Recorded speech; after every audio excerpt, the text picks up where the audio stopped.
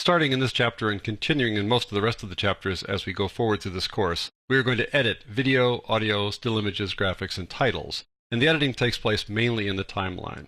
Because I recorded most of the lessons in the CS6 version of Premiere Pro, and because you're likely working in the Creative Cloud version, I want to point out the differences between the two in terms of how the timelines look and behave. So on the left-hand side here, I've got the CC version, the Creative Cloud version. Here's its timeline down here. And on the right-hand side, I've got the CS6 version. Here is its timeline down here.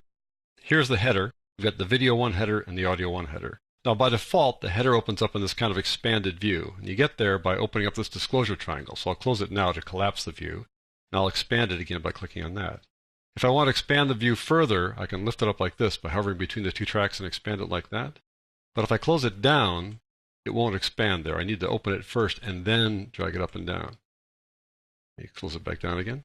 Typically, the reason I do that is because I want to make more precise edits on the audio side. So typically in the video side, it's not that critical. So on the audio side, I expand it by clicking it, and it opens down like that. And to be able to expand it further, I need to scroll on down here and pull it down. We don't pull it up. The audio side, we pull down. And here I get a better view of the audio waveform, which is helpful when I make audio edits down here. So that's why I would do that. The process, though, is a little cumbersome because you've got to click this first, and then you've got to expand it. In the Creative Cloud side of things, you really just drag them up and down. So here I just put my cursor between the two tracks and pulled it up and down like that. The audio side, I'll just pull it up or down, depending. The waveform view is a little bit different over here in the Creative Cloud side. The waveform starts at the bottom and goes up. Over here, it's centered. Now, the centered view is the way waveforms are normally displayed, but it's a more practical way to display it over here because you don't take up as much real estate and you get a better sense of how loud something is this way. So I like the fact that they changed the view to just be one-sided like that. Now over here you see this little yellow line, and over here you see this little white line with the black shadow there. That allows you to control effects. Now the default effect is simply volume. And you can tell it's the default effect by clicking on this little button there. You go to volume and you see that it's highlighted like that. So you're controlling the volume level here. This is very helpful when you try to control volume from one clip to the next. It's nice to see that.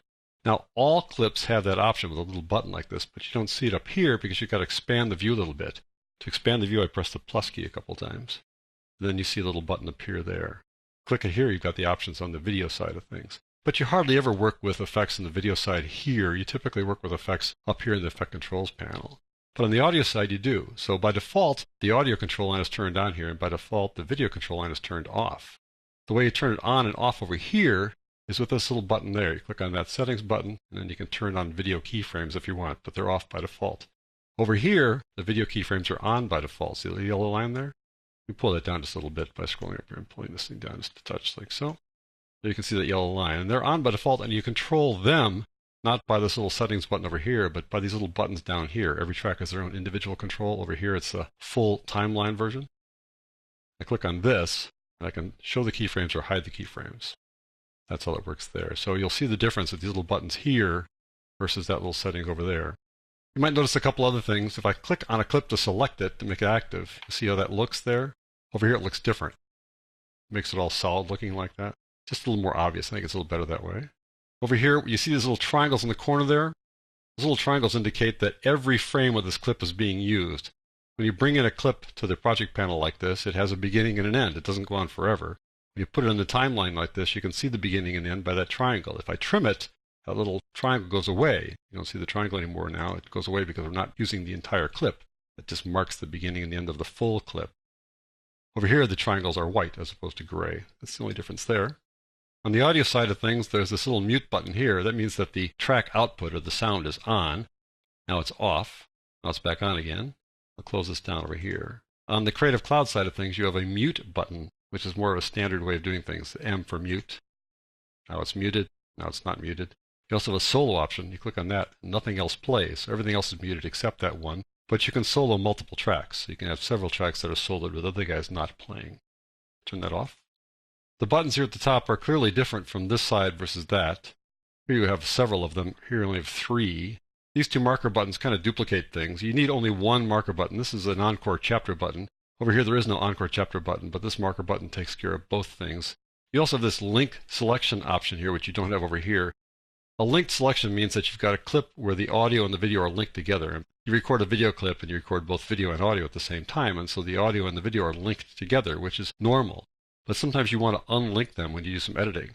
Over here on the CS6 side of things, you need to right-click on a clip and go up here and then unlink. It's kind of an extra process. You do it so often, it's nice that this is now available over here as just a button. So I have this clip selected, I click on that, and now they're unlinked. And now they behave independently, so I can drag this little video clip around if I want to relative to this clip down here. Let me zoom out a bit so you can see that. I'll press the minus key a couple times, and you can see they're no longer lined up, and they are out of alignment by 4 seconds. That little guy tells you that. I'll undo that. Control or Command Z a couple of times. Now I can't do Control Z to relink them. I need to select them. So I click on this, and then Shift click on the one down there, and then I relink them like that. But this little link guy here is very convenient because you unlink and relink clips a lot, so that it's right there is helpful. There's this other button here too, but that doesn't really apply to the video editing we're going to do in the next few chapters. This comes down the road when we deal with something called the nested sequence. So there you go. This is just a brief rundown on the differences between the two types of timelines. I trust that as you work through the lessons, you won't be thrown off by the little differences between the Creative Cloud side versus the CS6 side.